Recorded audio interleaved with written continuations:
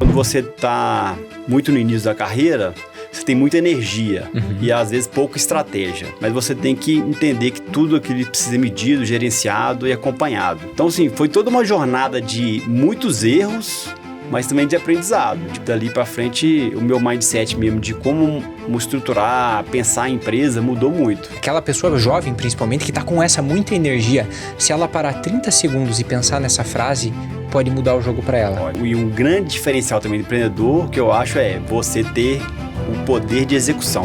Um grande diferencial. Você saber montar times que vão funcionar. Coisas extraordinárias nós sempre vamos fazer em equipe. Comunicação, ela não é o que você fala, é o que a pessoa entende. Sim. Seja bem-vindo, bem-vinda a mais um episódio do nosso podcast Eu Empreendedor. Você está aqui, já sabe que a gente fala sobre empreendedorismo, sobre aquilo que talvez você está escutando, está aí lavando a louça, está indo para o trabalho, está escutando esse podcast e aí você, do nada, você para e fala, caramba, nunca tinha pensado nisso. Porque são esses insights que vão mudar a sua vida empreendedora, mudar a vida da sua equipe, talvez até a sua gestão, sua liderança e vai fazer uma grande virada de chave. Hoje eu estou aqui com o meu xará, o Léo, que ele é um empreendedor serial. Ele fundou sua primeira empresa, a Framework Digital, e dessa empresa surgiram várias outras empresas, vários outros negócios que talvez até você já tenha ouvido falar ou até mesmo seja cliente, porque o negócio é muito legal. Não é verdade, Léo? Muito obrigado pelo convite, Léo. Xará e falando Léo aqui toda hora, né? Muito bom. Mas muito obrigado, eu acho que é um momento muito legal, né? Compartilhar algumas experiências que a gente teve na nossa jornada empreendedora e estou feliz aqui de participar, espero que todo mundo goste do nosso podcast hoje. Legal, sensacional. Agradeço demais seu tempo aqui também para estar compartilhando com a gente, Obrigado. De verdade mesmo. Obrigado.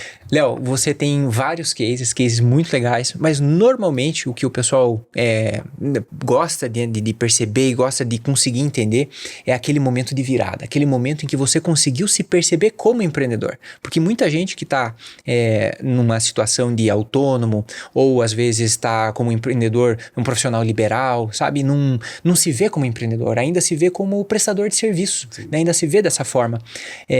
Para você, né? Como que foi esse momento de você virar empreendedor? Que você se ligou e falou, caramba, agora eu estou empreendendo, né? Às vezes é com o CNPJ, não é? Quando você começa, né, a prestar um serviço, o que te fez virar essa chave? E é interessante essa pergunta porque normalmente naquele momento você não percebe. Depois, passa um tempo e você fala assim, aquele momento foi que eu comecei a virar um empreendedor. Você olha para trás e vê. Bom, comecei, gosto que você colocou, prestando serviço mesmo. Eu sou formado em ciências da computação. Legal. Então, eu comecei desenvolvendo software, tive minha primeira experiência profissional fora do Brasil, desenvolvendo produtos digitais. E comecei a ver que essa questão de prestar serviço, criar produto digital, poderia ser algo que eu gostava de fazer. E no início de tudo, você começa a fazer o que você acaba gostando, né? Você não é aquele primeiro insight, você vou virar um empreendedor. Então, eu comecei a prestar serviço, fundei minha primeira empresa, foi a Framework, mas também prestando serviço. E eu comecei a entender como que eu poderia ganhar escala, né? Como que só a minha mão de obra ali, o meu trabalho, ele poderia ser multiplicado, né? E aí estruturando minha empresa, criando processos, criando outras mecanismos de crescimento, né? Então, para mim foi um processo de aprendizado, de erro, né? Então, assim, igual você colocou, a Framework foi a primeira. Então, a gente tinha uma área de desenvolvimento de software. Então, assim, eu fui criando produtos. Então, eu criei um produto de pagamento digital, que deu errado, que eu criei, mas acho que foi fora do time, foi bem antes do que o mercado estava previsto. Depois eu criei um outro produto que era um produto de entrega via motoboy, que também não tinha computação em nuvem na época, então isso não escalou também. Que ano que era a Framework? A Framework é de 2008. 2008, legal. Então, em 2012, eu fui criando produtos, entendendo como também meus clientes criavam produtos. Então, assim, foi toda uma jornada de muitos erros, mas também de aprendizado, do que funcionava, o que não. Criei algumas empresas, spin-offs, que deram errado. Aprendi que o time que eu tinha, onde que eu ia botar energia, modelo de negócio, né? Então fui aprendendo e teve um ponto também muito importante na minha virada empreendedora. Em 2008, 2009 era muito difícil de você ter informação, né? Tipo, você não tinha esse acesso de informação igual tem hoje. Um podcast falando sobre empreendedorismo, não tinha. ChatGPT, né? No ChatGPT. Então, assim, não tinha muita informação. Era muito complicado ver outros cases, né? E aqui em BH teve um curso, né? Na verdade, foi várias empresas se juntaram junto com a Funsoft, junto com o Sebrae, e fizeram um programa de aceleração com a faculdade de Stanford. E na época o governo subsidiou, a Funsoft ajudou muito, né? A FIENG ajudou, então vários órgãos ajudaram. A gente juntou um núcleo de empresários, onde é que foi a Solids, foi a Take, várias outras empresas aqui de BH, que depois cresceram muito, elas foram nesse curso, em 2013 mais ou menos, e aí lá a gente viu o que a gente chama hoje dessa máquina de crescimento de startup, né? Que é você ter lá uma área de dados, o inbound funcionando, o marketing como é que você estrutura o comercial, como todo esse mundo de crescimento de produtos digitais acontece. Lá no Stanford era muito forte e eu consegui absorver esse conteúdo. Ali eu acho que com aquele conteúdo que eu tinha, com a experiência que eu já tinha de errado, juntou muita peça de Lego ali na minha cabeça, né? E ali eu acho que foi um divisor de águas. De eu ter já uma experiência de algumas coisas, mas eu ter um acesso a muita informação, muito case, muita experiência de outros empreendedores fora do Brasil, com conteúdo na época que era muito novo ainda, né? Mas que eu pude trazer para o Brasil e aplicar. E aí foi um case que eu tenho, que eu considero muito sucesso, né? Que foi o Tangerino, que era um aplicativo inicialmente para controle de ponto. Depois ele até cresceu e pegou toda a questão de gestão do departamento pessoal. Mas no Tangerino eu levei ele como um projeto do de Stanford. Então assim, ele nasceu lá porque eu tinha que levar um projeto, eu já gostava dessa questão de mobile, de desenvolvimento móveis, via que o modelo de trabalho estava mudando, tipo, que nem todo mundo ficava sentado na cadeira o dia inteiro ali no mesmo lugar. Então eu levei para lá, para Stanford, o case do Tangerino, que na época era só uma ideia mesmo, no papel. Modelei todo o modelo de negócio lá com os professores de Stanford, criticando, falando o que poderia dar certo ou errado, e trouxe para o Brasil. É aí que eu comecei a usar mesmo essa máquina do inbound marketing. Então, fazendo blog, fazendo conteúdo, fazendo funil de venda, vendo toda essa questão de como fazer a máquina funcionar. E ao lado dos mestres aqui da Rock Content também, né? Da Rock Content também foi, eles foram na segunda turma. Legal. Foi o pessoal da Rock Content, de Amélios, foi também. Então, assim, vários empreendedores foram. Foi bom que também deu muito network na própria comunidade, né? Mas aí foi um aprendizado muito grande e comecei a aplicar aqui. E dali para frente, o meu mindset mesmo de como estruturar, pensar em empresa mudou muito. E aí comecei a trazer umas práticas melhores assim para minha vida, para minha empresa. Quando vocês foram, foi mais ou menos 2013? 13, 14, que legal. E Léo, você então já estava empreendendo com a Framework, já estava empreendendo desde 2008, e aí de 2008 até 2013, 14, mais ou menos ali, quando você teve essa participação nesse programa com outros empreendedores e teve essa participação lá em Stanford, você já tinha uma bela bagagem, né? Porque ficar mais de 2 anos empreendendo no Brasil, a estatística já mostra que é uma... eu já tinha errado bastante, estava resiliente ainda. Já tá resiliente, exatamente, a gente faz de tudo, né? Então já estava resiliente. E aí você teve esse benchmark e o pessoal lá né, conseguiu passar alguns insights para você. O que foi, assim, as maiores viradas de chave que você percebeu que você estava errando, né? Ou talvez estava patinando e que você... sabe, te abriu a mente assim, nossa, como é que eu não fiz isso? Ou aprendi tal coisa e virou a chave. Legal.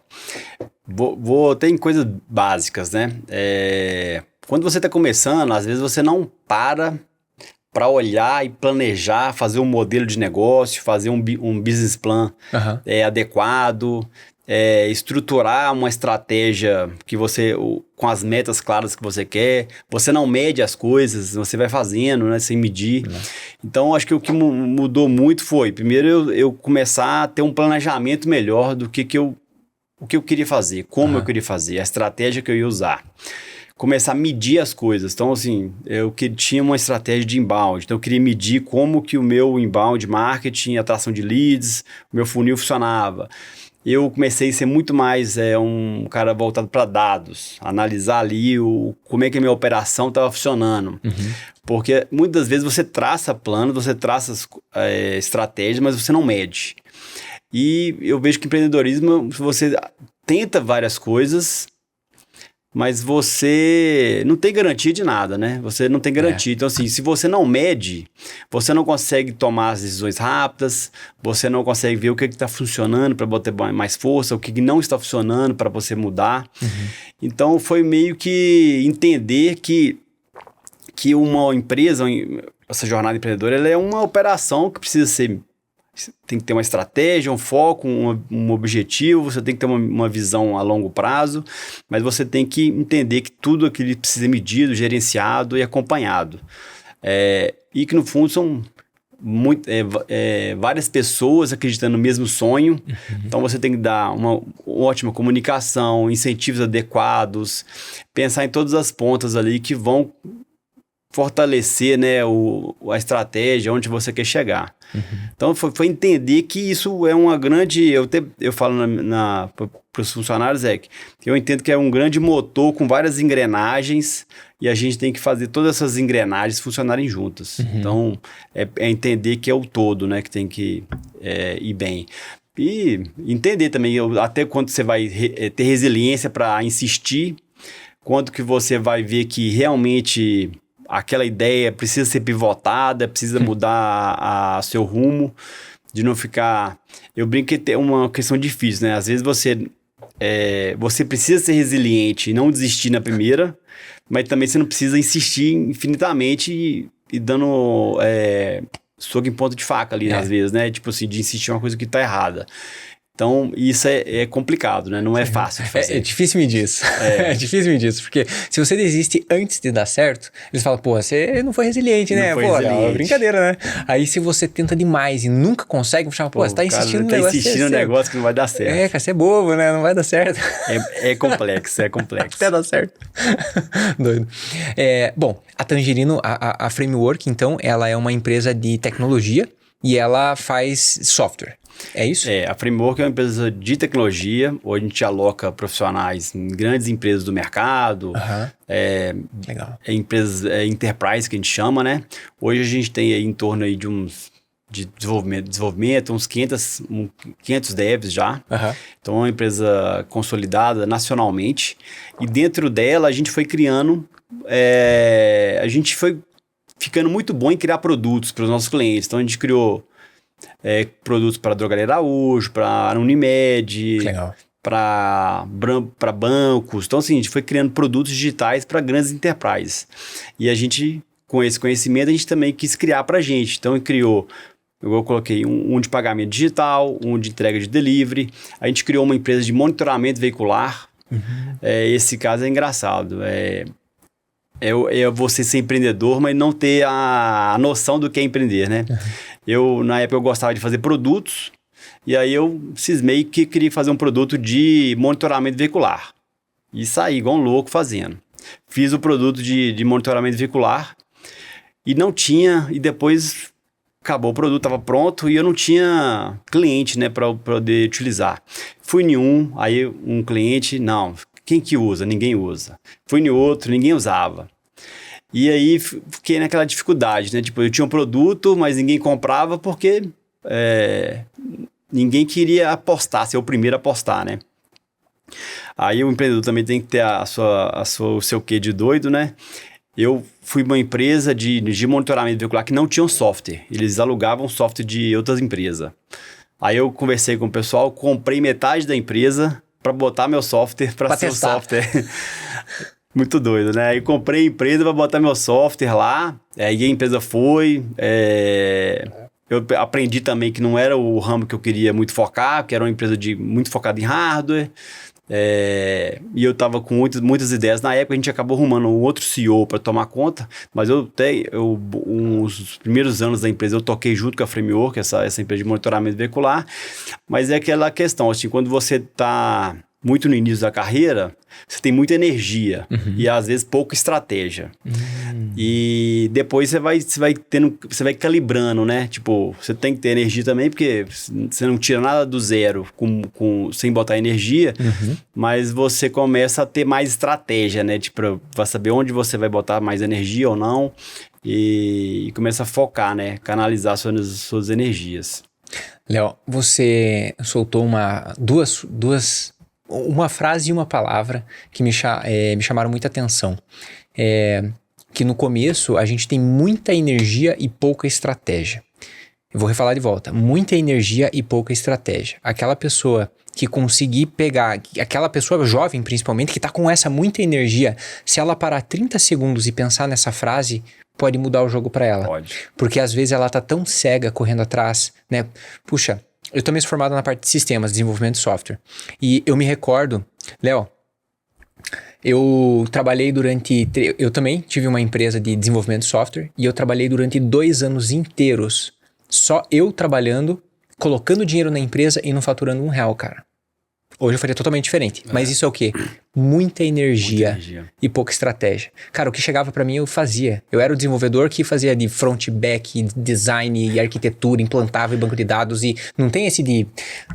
só faço isso. Não tem isso não. Se ela fazia tudo. Então é muita energia.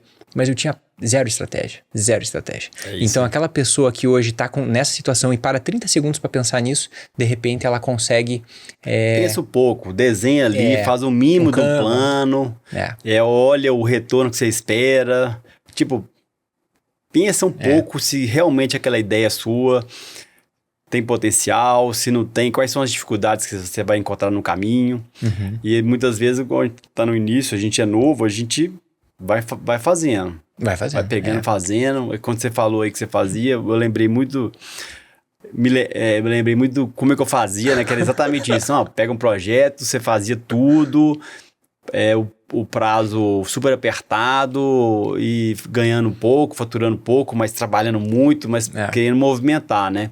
E hoje acho que eu daria esse conselho pra mim, né? Tipo, com a sua energia aí, mas tenta... um pouco mais de calma e tenta ter mais estratégia. Legal. E também, claro, né? O oposto totalmente, né, do outro lado é muita estratégia e pouca energia também não faz nada. Né? É o cara que tem muita ideia, mas não sai do lugar. Não faz. Sai do lugar, exatamente. É o cara que não tem poder de execução. E um grande diferencial também do empreendedor que eu acho é você ter o poder de execução, você conseguir pegar uma ideia e realmente transformar ela em algo que está rodando, que está operacionalizado, você sair do mundo das ideias, né? Perfeito. Esse também é um diferencial. E sair do mundo das ideias, Léo, eu vejo que também tem várias formas da gente fazer isso. Uma delas é óbvio, né? E principalmente quem está começando a empreender ou dispõe de menos recurso, menos capital, você tem que ir lá e tem que fazer. Então, nós mesmos vamos lá arregaçar as mangas e vamos fazer o negócio. Mas muitas vezes, quando a gente encontra o nosso ponto forte, por exemplo, a gente se descobre e percebe que nós somos muito bons na estratégia e no planejamento e a execução falta, a gente pode se aliar a pessoas que fazem essa execução, né? E aí você chama novos sócios. Então, existem meios de organizar isso. Mas o ponto importante é que só a execução vai dar uma patinada em algum momento. Só o planejamento vai dar patinada em algum momento. A gente tem que conseguir aliar esses dois, né? Aliar os dois com o time, né? Também. Com o time. É você saber montar times também. Hoje eu vejo que é um grande diferencial. Você saber montar times que vão funcionar. Já quebrei muita cabeça. Hoje em dia eu já vejo que eu tenho bem uma facilidade maior para saber montar e encaixar os times para eles funcionarem. Se você também tiver uma boa estratégia, uma boa execução sua, mas assim, você não ter time, a sua empresa vai ser limitada pela sua execução.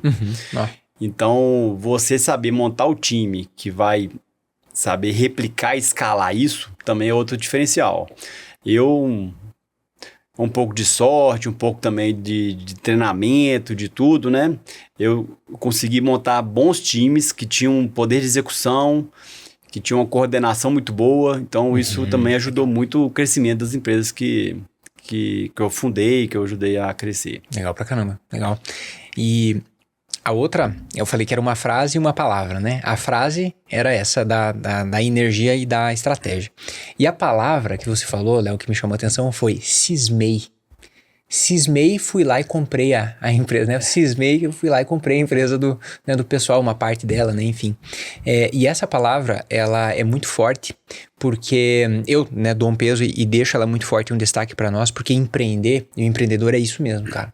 É a gente olhar para um negócio e as pessoas vão falar assim, cara, não dá, desiste disso, deixa disso, como a gente tava falando antes. Mas você cismou com o negócio e falou, velho, é claro que dá. Dá sim. Como não dá, né? Como não dá? Nós vamos fazer. Eu cismei, né? Cismei que vai dar e vou, custe o que Tem que custar. ter convicção. Tem que ter convicção, exatamente. Até pra você convencer os outros, você tem que ter convicção. Exatamente. Então, isso aí, mais uma vez, né? É difícil a gente calibrar isso, mas nós temos que entender que nós não podemos desistir antes dos negócios darem certo, mas estar atentos que também persistir em coisas que ser cabeça dura também não funciona. Então, tem que cismar? Claro. Prestando atenção, né? Com estratégia, com energia. Vendo o ambiente onde você tá. Um outro ponto também é o time que você tem suas ideias, né? Você tem que ver se o mercado tá propício, se é o momento certo, se você já não saiu atrasado demais, ou saiu muito adiantado, igual em algumas inovações que eu lancei. Estava muito à frente do tempo, então o mercado não estava pronto para consumir. Então, assim, são todos esses fatores que você tem que é difícil. Eu errei muito mais vezes do que eu acertei, mas você ter esse tempo para pensar, analisar minimamente isso, vai te poupar muito tempo na sua vida, vai fazer você canalizar a energia nos pontos certos. Ou pelo menos tentar errar menos, já é um grande diferencial, né? Legal. Vamos falar um pouquinho sobre a parte de software, que é aquela que você tem, né, já uma imensa experiência e bagagem. Para aquelas pessoas que estão nos ouvindo e que querem ir para essa área de software ou já estão atuando no mercado de tecnologia, o que você acredita, Léo, que seriam você falou das máquinas, né, de ter as máquinas, engrenagens, desculpa. Você falou que tem algumas engrenagens, tem que ter essas engrenagens funcionando. Na tua visão, para uma empresa de software minimamente funcionar, né, para se preparar para crescer, ou talvez até para uma escala, quais seriam essas engrenagens mínimas que deveriam estar funcionando na tua visão? Legal. Hoje acaba que a galera tech, né, essas empresas, essas startups techs, normalmente saem da ideia de alguém que é técnico. E eu já vi muita empresa focada só no produto. Então ela vai desenvolver o produto e ela acha que o produto é o fim, é o meio e é o início ali. É o produto que vai mandar. E já fiz várias empresas, investi em outras e hoje eu vejo que não é isso, né? Tipo assim, o produto ele é um das engrenagens. Então, você vai ter o marketing, é uma engrenagem. Você vai ter o comercial sendo outra engrenagem. Você vai ter uma área de atendimento de CS, que a gente chama do cliente, outra engrenagem. A área de dados é uma outra área que eu sempre colei muita área de dados, de gestão dentro do próprio, já ligada no CEO direto, porque eu acho que é uma área super estratégica, onde você consegue identificar problemas, potências também dentro da sua organização, dentro da sua operação. Então, e tem o produto. Então, assim, você vai ter marketing, comercial, atendimento a cliente, produto e a área de dados e gestão, que eu acho que consegue unificar tudo ali e a gente poder monitorar essa máquina, né? Então eu colocaria isso. E às vezes, muitas vezes a gente acaba propiciando ou até pelo conhecimento do fundador, né? Que é de algumas áreas dessa aqui, e ele só vê aquela área que ele tem mais afinidade. E se a gente não tiver essas 5 áreas performando e integradas, com certeza sua empresa não está colhendo todos os frutos que ela poderia colher no crescimento que ela poderia ter. E você falou 5 áreas, né? 5 engrenagens. Dessas 5, Uma delas me chamou bastante atenção, que é a área de dados, que é uma área que é menos óbvia, né? É uma área, você fala, tem a área do produto, legal, a área de marketing, vendas, isso tem que ter, atendimento, né? CS, isso tem que ter. Mas a área de dados é uma área menos óbvia, né? Menos comum. O que seria uma área de dados para você? Falo de dados, assim, de gestão, de análise da sua performance. Então, assim, o que eu quis dizer? Que legal. É você monitorar os indicadores da área do marketing, da área de comercial, indicadores de como que seu produto está sendo aceito, satisfação do cliente com aquele uso, como é que está os testes que você consegue fazer de approach com seu cliente, de performance, de campanhas. Então, você ter uma área que vai te apoiar numericamente, através dos dados, ter um insight da sua operação. Eu sempre fui um cara que foi muito ligado a testar coisas. Então, assim, muitas ideias, e na época, no início, eu testava, mas não media. Então, assim, era testes que eu não sabia se deu certo ou deu errado. Eu não sabia se a operação estava funcionando bem. Então, assim, para você crescer, vamos pensar assim, uma empresa de 10 funcionários. Você consegue, talvez, não ter uma área de dados e você consegue acompanhar tudo. Uhum. Então, você consegue, pelo seu feeling ali, na operação, no dia a dia, você consegue acompanhar. Mas a empresa crescendo, você já começa a não ter todos você não está na operação, você está num front de batalha com todo mundo o tempo inteiro. Então, a área de dados passa a ter uma importância muito grande para você entender como é que as coisas estão acontecendo. Uhum. Se tiver algum problema, se tiver alguma coisa dando errada, você consegue identificar e atuar. Então, assim, à medida que a sua empresa vai crescendo, você tem que criar outros mecanismos de poder monitorar a empresa, que não é você lá no dia a dia o tempo inteiro, né? É como se ela te aproximasse, né, da operação, é como se ela te aproximasse do front ali. Porque quando você tá no início, realmente você tá lá no dia a dia. Uhum. Você não precisa de uma área de dados, você tá lá, você tá imerso, né? E eu sempre gostei de ser, tipo, esse líder que eu chamo líder de... Não é um líder que tá lá que... Fugiu a palavra agora, deixa eu lembrar aqui. É um líder por exemplo, exatamente. Então, assim, eu sempre gostei de ser um líder por exemplo. Então, assim, tô lá no CS, eu entendo um pouco de CS, eu entendo de marketing um pouquinho. É lógico que eu não sou especialista, eu quero ter especialistas em cada área, mas eu sou um líder que tô lá na operação, tô junto com o pessoal se tiver algum problema. Então, você tá lá dentro da operação, você já conhece muita coisa. Só que cada vez que a empresa ela dá os saltos de crescimento, você se distancia, né, da ponta lá. Então, assim, através dos dados, eu vejo que eu consigo manter ainda essa proximidade, essa leitura de como que a empresa está indo. E a gente fala... A gente trabalha próximo de dados. Eu também gosto bastante de dados, de indicadores, né, os KPIs, e eles... É muito clichê falar isso, mas é como se a gente tivesse um painel de um carro, de um avião, qualquer coisa na nossa frente, e a gente tá vendo se tem gasolina, se não tem, se o pneu tá cheio, se não tá, né? Super clichê falar, mas é a verdade, né? Então a gente consegue ter essa noção. E nós temos... medo, receio, eu pelo menos tenho muitas vezes um receio, um medo de falar que eu faço as coisas no feeling, sabe? Não, putz, mas eu tô com feeling que isso aqui, meu, que não vai dar certo. Mas, ao mesmo tempo, esse feeling, e aí quem tá, às vezes, começando, não tem um painel cheio de indicadores. Às vezes nem sabe quais são os indicadores. E aí tem que confiar no guts, né? Tem que confiar no feeling, tem que confiar. Exatamente. E aí o que eu gosto de trazer é que para quem não está no começo, né? Para quem não está... Eu comecei ontem a atuar nesse mercado. Não. Se você já atua no mercado, já vai fazer ali um pouco mais de um ano, é muito provável que sim, você tenha um feeling. E qual que é a tradução do feeling, né? Ele não é um KPI. Mas a tradução do feeling que eu gosto de trazer é que em algum momento, inconscientemente talvez, o teu cérebro, ele já viu aquilo acontecer. E de uma forma que você ainda não sabe explicar, ele está te apontando e dizendo, isso aqui é dor, Não faça isso. Ou isso aqui é prazer. Faça isso, né? Então, inconscientemente ele tá trazendo. E aí a gente toma algumas decisões baseadas em que, cara, foi no feeling e acertei, né? Foi no feeling e acertei. Mas é toda a experiência que foi criada já Exatamente. inconscientemente. O cérebro, ele ajuda a gente a fazer isso. E às vezes não sabota, é claro, né? E assim, e é super do jogo você ter esses feelings, ter essas sacadas. O que eu gosto de fazer é, você tem esse feeling? Beleza. Vamos colocar e vamos testar. Testa. Se deu certo, E põe ótimo. KPI, pelo amor de Deus. Deu certo, ótimo. Deu errado, veja rápido, deu errado e muda de ideia. É isso mesmo.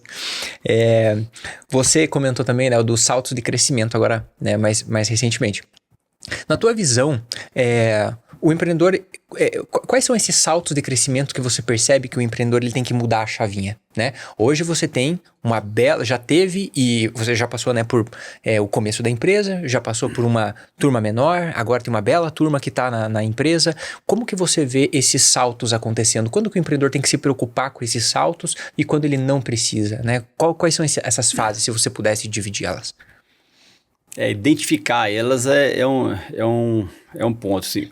Hoje eu tenho uma gestão que, se somar todos os funcionários das empresas, dá mais de 1.200, 1.300 funcionários. Então, assim, e eu já peguei empresa que tinha 10 ali e gerenciava todo mundo. Então, assim, realmente muda muito você gerenciar 10, 20, 50, 100. E eu acho que o que marca muito essas mudanças... Primeiro, eu acho que é o crescimento do time, né? Você, começa a ter mais camadas.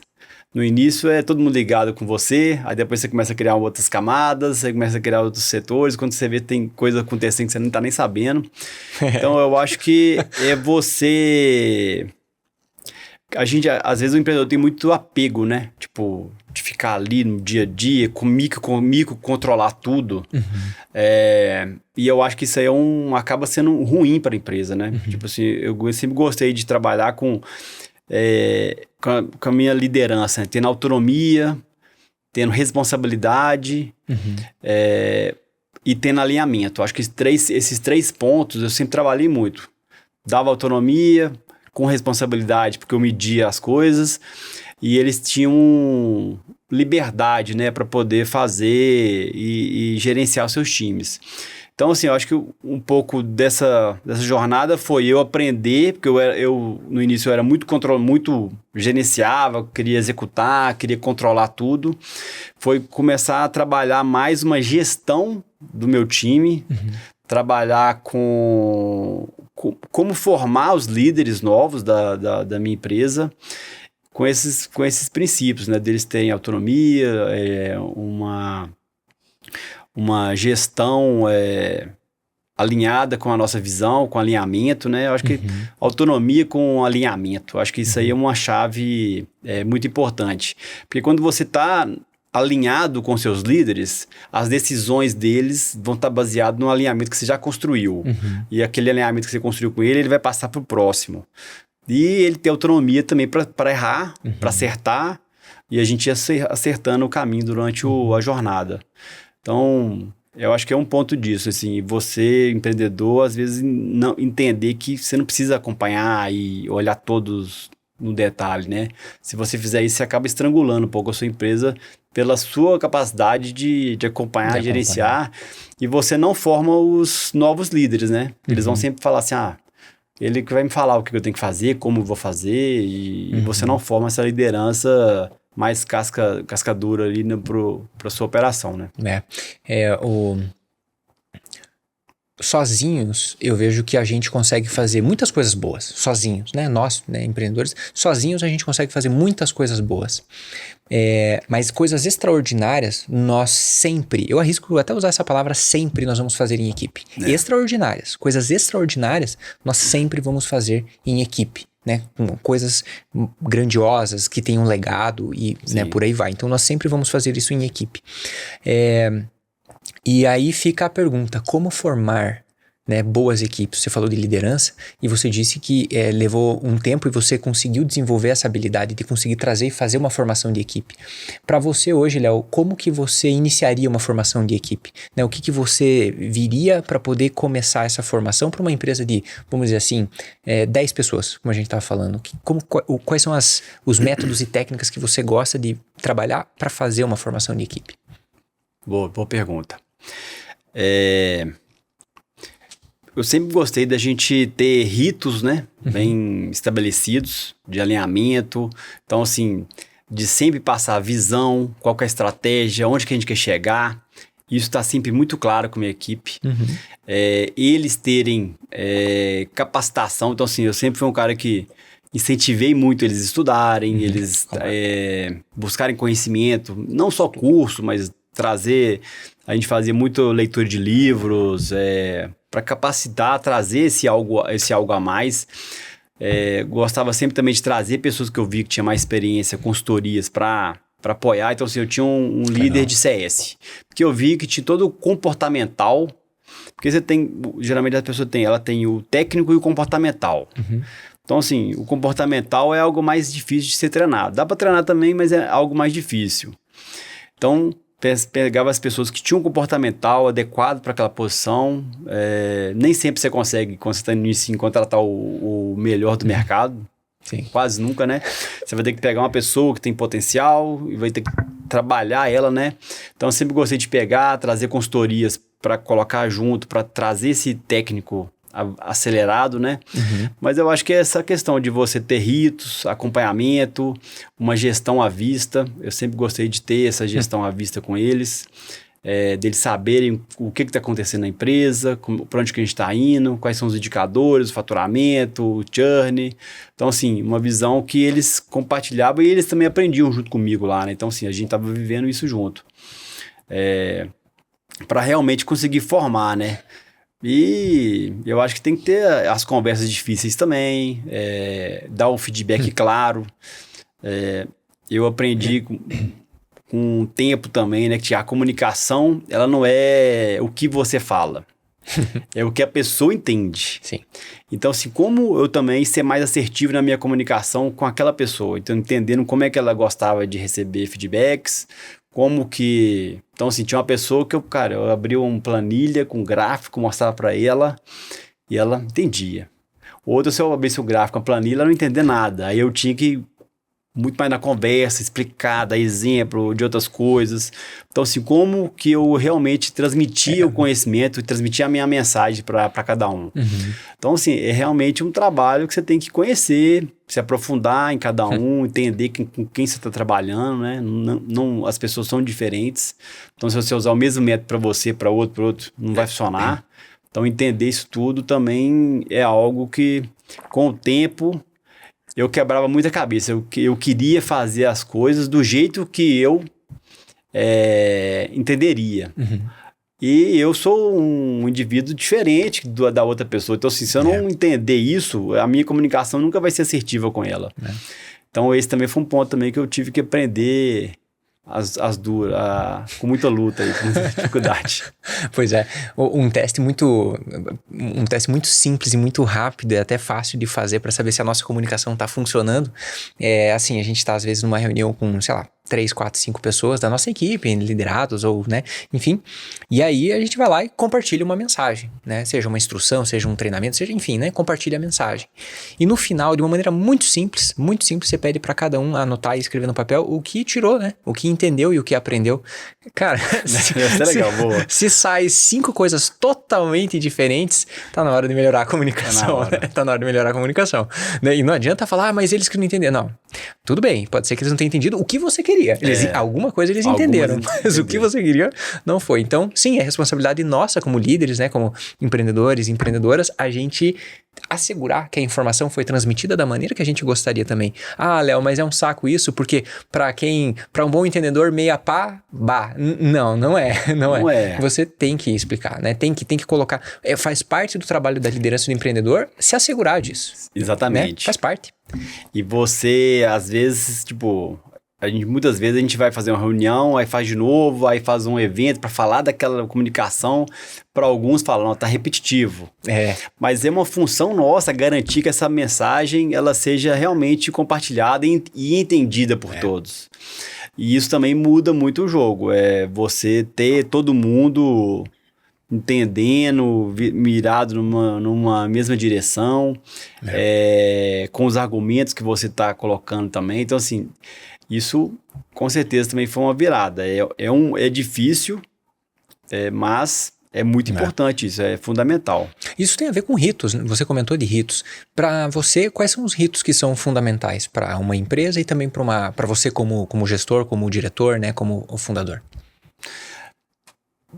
A gente podia falar vários... a gente vê ritos aqui de coisas ágeis, podia ter vários ritos, e tem vários ritos, a gente usa Kanban, a gente usa vários ritos, mas assim, para mim um alinhamento semanal, pode ser o nome que você quiser, pode dar, mas assim, você tem que reunir com o time uma vez por mês, uma vez por semana, ver se está todo mundo...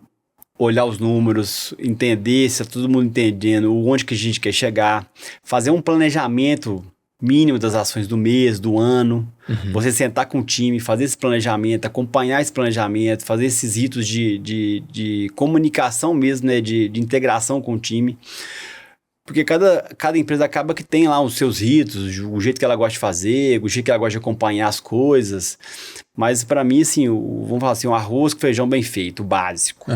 É você ter ali,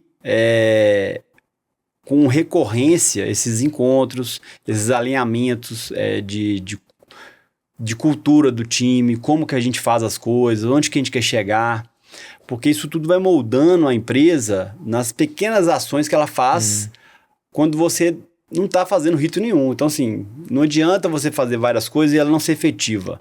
Então, assim, você tem que garantir que questões básicas ali de como que você vai fazer, como que você trata um funcionário, qual que é a importância que os dados têm na sua empresa. Se o CEO, o fundador, ele não dá valor para isso, os funcionários, os outros não vão dar valor também. Então, assim, você acaba pegando uma parte importante, não dando valor, isso você passa para todo mundo. Então, assim, se você traz na reunião, dá importância, o que dá, empodera, se você empodera uma área da gestão das pessoas, como que você trabalha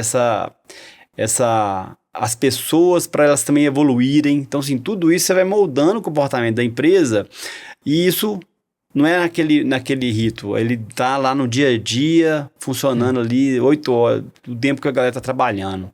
E isso para mim eu acho que é um fator muito mais importante e forte para a organização ser bem sucedida ou não. Sim, e isso é cultura, é disciplina, né? Cadência, disciplina, os ritos, e isso molda a cultura da empresa. Molda a cultura.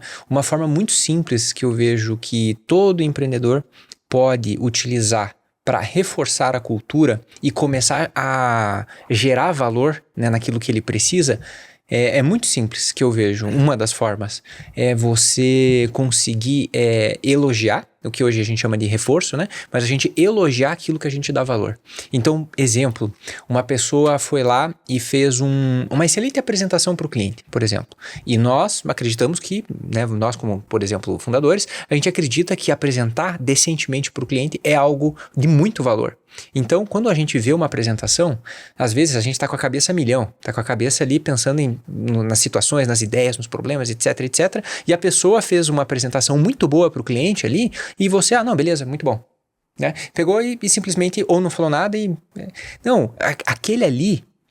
Quando acontece alguma coisa boa dentro da empresa que alguém faz, é uma das melhores oportunidades que a gente tem para reforçar a cultura da empresa. Né? Para mostrar para a pessoa, não só para ela, mas para todo mundo que está assistindo em volta, olha, isso daqui eu dou valor.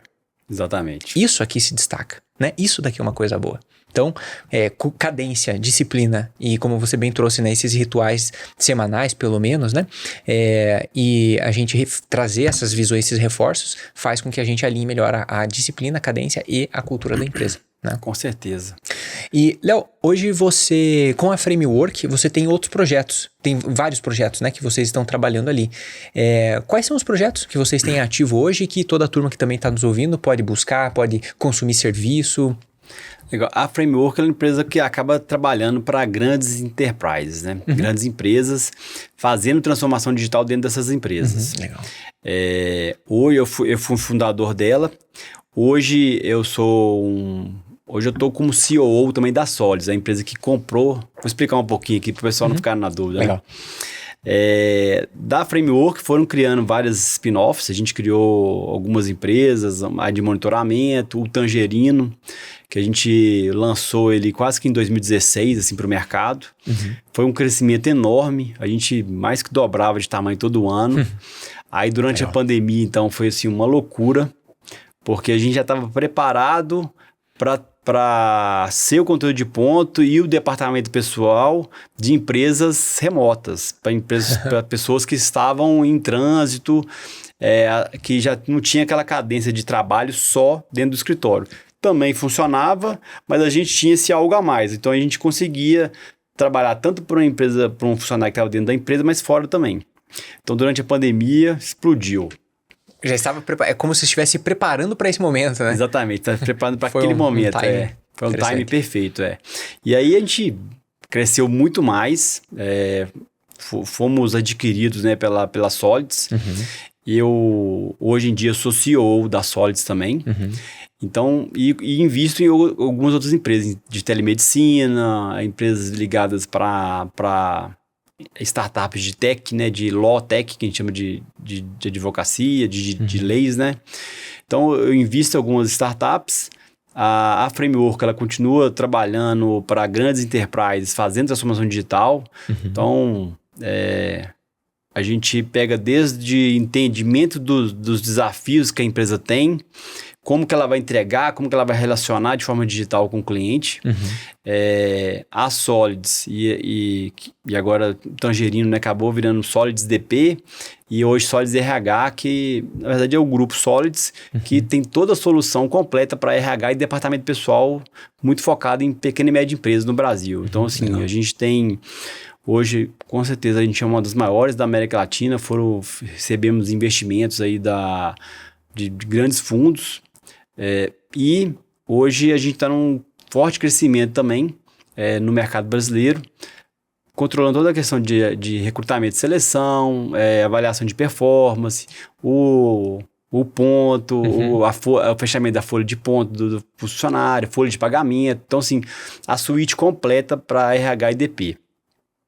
Então, eu acabo investindo em algumas empresas, trabalhando hoje como consultor, como um conselheiro na Framework, e atuo como CEO da Solids. Então, é uma atuação bem diversa, né? No momento eu estou trabalhando com uma empresa que é focada em enterprise, no outro momento eu estou trabalhando com uma empresa que o foco é volume, PME, muita venda, crescimento exponencial. Então, é bem divertido. E outras investindo em startups ali que estão no inicinho e que a gente tem que ajudar ali a estruturar o início, né, bem feito para ela poder crescer. Então, hoje eu vejo que está bem amplo assim, meu campo de atuação. Que legal. Um dos maiores aprendizados que eu gosto muito de fazer e eu tive foi justamente empreender em vários segmentos, fazendo várias atuações, porque eu conseguia entender que uma coisa consegue conectar na outra de formas diferentes e de maneira que eu nem estava imaginando. Por exemplo, quando eu tive lojas no varejo e eu tinha empresa tech ao mesmo tempo, eu olhava e falava assim, cara, como assim que no varejo eu não consigo fazer isso? Não faço coisa, né? Léo, deixa eu te contar uma coisa, bem off-topic. No varejo, quando eu tive minha loja, eu tinha empresas tech, legal, tudo online. Quando eu tive minha loja no varejo, cerca de 50% do faturamento era em dinheiro. Eu tinha que passar na loja... Mas como assim? Cara, eu tinha que passar nas lojas para poder levar dinheiro pro banco. Olha isso. Loucura, sabe? Né? Então, assim, é outro mecanismo. Não tô dizendo que tá errado, não é essa vibe, mas é o jeitão. É o jeitão daquele negócio. E aí eu aprendi, eu falei, caramba, tem coisa aqui que é diferente. E aí levava insight de um pro outro. Então, né, você é muito rico. Demais, é muito rico. Cara, demais. Porque você precisa Porque assim, não é você só empreender, vai lá e faz. Não, você tem que se preparar para aquilo também, estudar, buscar informação. E quando você tá nesse meio de ir lá e buscar informação, às vezes você como conselheiro, você consegue trazer alguns insights. E você vê coisas acontecendo na Framework, você fala, putz, sólidas, a gente vai ter que preparar isso daqui e vice-versa e Com por aí vai. certeza. É muito rico isso, é muito legal. Que legal. Dois exemplos. Eu investi numa empresa de telemedicina, que estava bem no início. E aí foi uma das vezes também que tem momentos que você fala assim, cara, meu conhecimento ele tá realmente dando impacto, né? Eu investi nessa empresa de telemedicina, ela é muito focada em B2B, para a empresa contratar um plano de telemedicina para os funcionários. A empresa chama Medicor. E a gente vende o plano, né? E aí ela estava começando. Cara, eu peguei muito conhecimento que eu tinha e coloquei, sabe quando aquele conhecimento que você fala assim, esse conhecimento que é o básico do básico, né? Aí coloquei lá, falei assim, você tem que montar um time desse jeito, fazer com marketing assim, o comercial, você tem que estruturar minimamente assim com esses indicadores. Ok, preenche essa planilha aqui de KPI para mim já. Fiz o básico. Cara, em 6 meses ela dobrou de tamanho. Aí eu falei, cara, olha, você vê, olha isso. Pouquinhos parafusos que eu ajudei ali, eu apertei, deu impacto. E a empresa tá organizada para crescer. Então, assim, nesses momentos você fala, realmente aquele conhecimento, o básico bem feito, numa empresa está começando, que tem ali também bons empreendedores, que tem um caminho, uma estratégia boa, mas como que você tem uma experiência numa operação para minimamente montar e estruturada, como que dá um efeito muito grande, né? Sim. E a gente às vezes não entende, né? O tanto que isso é valioso. Sim, sensacional, sensacional. Léo, muito legal. Passa rápido, Passa muito rápido. Se você quiser e puder, deixar um recado final para os empreendedores que estão aqui nos escutando, né? Algum insight, alguma coisa que mudou e virou a chave para você, acredito que eles vão com certeza gostar e valorar muito. E anotem aí, pessoal, coloquem em prática, porque é muito valioso isso que o Léo está compartilhando com a gente. Bom, eu acho que eu espero que tenham gostado, né, desse bate-papo nosso. Igual eu coloquei, para mim, uma das coisas que mais impactou foi quando eu fiz um curso, e que na verdade o curso é o quê? É um conhecimento. Então, assim, busquem conhecimento, busquem conversar com outros empreendedores, busquem ver podcasts de empreendedorismo que estão dicas valiosas, mas também foque ali na execução, foque também de tirar suas ideias do papel, testar elas, fazer um mínimo de uma estratégia. Então, assim, esse mundo do empreendedorismo, ele é fascinante, mas ele também pode te prender ali anos em coisas que talvez não seriam adequadas para você. Então, assim, conheçam, estudem, pensem ali se realmente faz sentido, se não faz, conversem com os empreendedores, veja aí os podcasts aí do Eu Empreendedor, do Léo, que é muito legal, traz muito conhecimento e com certeza vai atalhar caminhos aí para vocês. Mas muito obrigado pelo convite. Tamo junto, Léo, tamo junto. Antes da gente fechar, eu tenho um presente para você. Muito legal. Olha só, trouxe um presente para você, que é o livro também, Eu Empreendedor. Muito obrigado. Pode abrir, pode ir. E eu vou fazer uma dedicatória também para você. Legal. Aí, olha lá. Muito bom, gente, ó. Olha aí. Valeu, muito obrigado. Maravilha. Xará. Léo, e o pessoal pode te encontrar nas redes sociais também? Você tem ela ativa? Você trabalha com ela? Eu trabalho. É Leonardo Barros BR, você pode me seguir. Tem a Framework Digital também, a Solid, vocês vão me acompanhando aí nas empresas que eu tô também. Mas legal, pode me seguir no Leonardo Barros BR. Maravilha. Pessoal, então, meu muito obrigado por você que está acompanhando a gente aqui no canal. Aproveita, deixe os seus comentários aqui embaixo. Aquilo que você quiser tirar de dúvida, é muito bacana que você coloque aqui, porque eu leio todos os comentários e eu venho trazendo sempre para os próximos episódios para a turma poder estar compartilhando seus insights, para você poder estar se informando mais, mudando e fazendo aquela virada de chave que a gente tanto fala aqui. Tá bom? Então, se inscreve no canal, compartilha, deixa seu comentário. Léo, muito obrigado mais uma vez, é uma honra estar aqui com você. Muito obrigado e até a próxima.